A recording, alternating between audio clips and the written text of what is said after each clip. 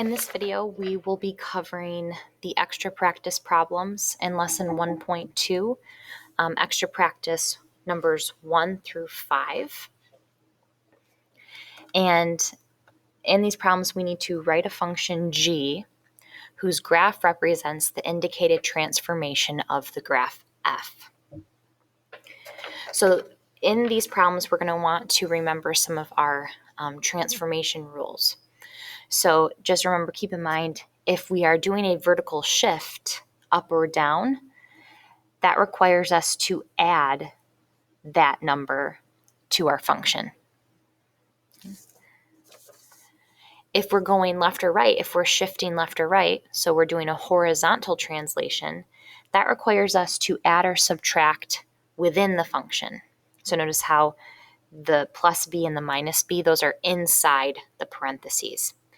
And just keep in mind, it's a little bit backwards than what you would think with horizontal shifts. If you want to shift to the left, you're adding that amount. If you want to shift to the right, you're subtracting that amount. And also we want to keep in mind that if you're doing a reflection, if you reflect across the x-axis, you're going to take the opposite of the function. Notice how the negative is outside the parentheses. If you're doing a reflection across the y-axis, that negative that's on the inside of the parentheses. Okay, so we might refer back to this as we do numbers 1 through 5. So in number 1, we need to write a function g that is a translation of function f 2 units to the left.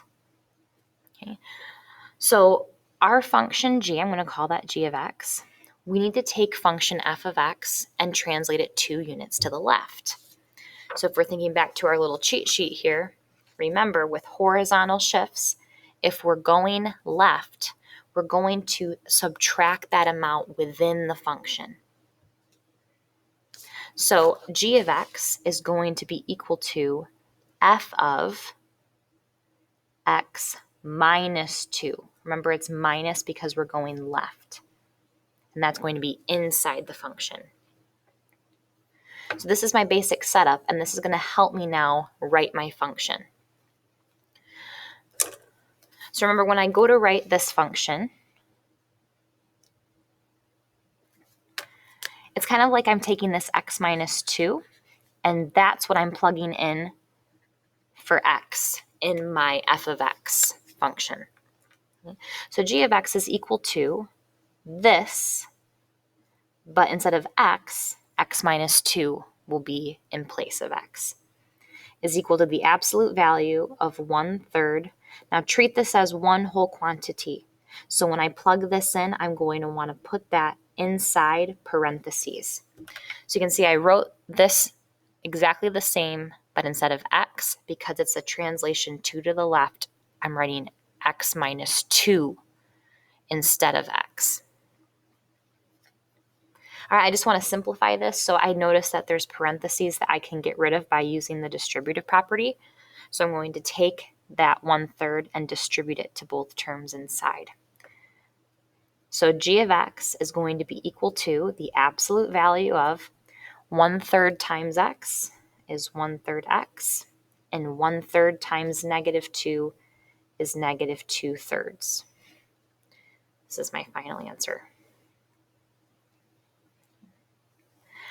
In number 2, I need to write a function g that is a translation of f 6 units down.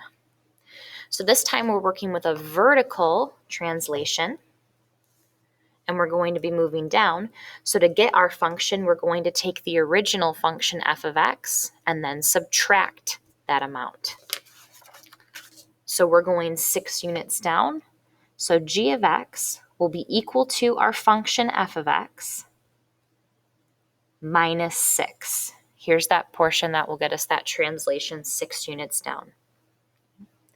So when I go to write my function, instead of f of x, I'm going to plug this in for f of x. Okay, f of x is negative the absolute value x plus 9 minus 1. So that's going to get substituted in here. So g of x is equal to the opposite of the absolute value of x plus 9 minus 1, and then don't forget minus 6 for that vertical translation.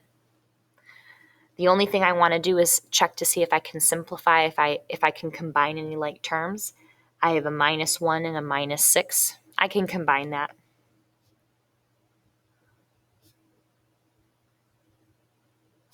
To get minus 7. There. Here's my final simplified answer. All right, in number 3, I need to write a function g of x that is a translation of f of x 7 units down. So again, we're doing another vertical translation.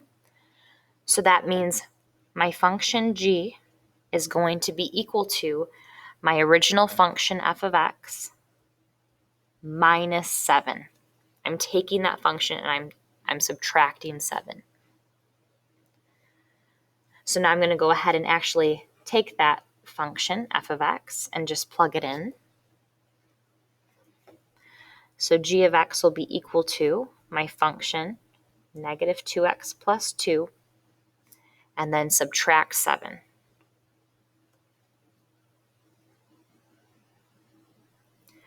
Then go ahead and just make sure you simplify. So g of x is equal to negative 2x. 2 minus 7 is negative 5.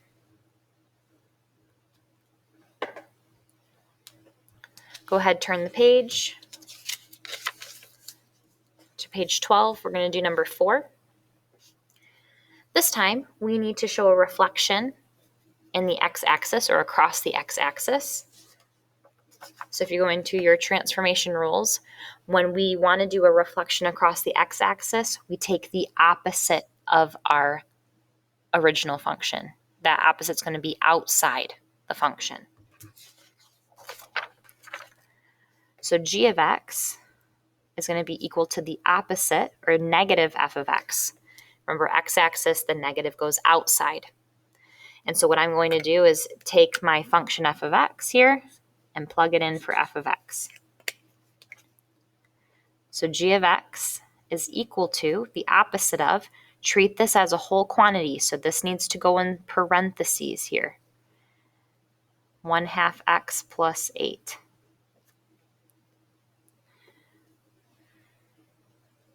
I just want to go ahead and use the distributive property to simplify this a bit. So I'm going to distribute that negative to both terms inside. So g of x is equal to negative 1/2 x minus 8.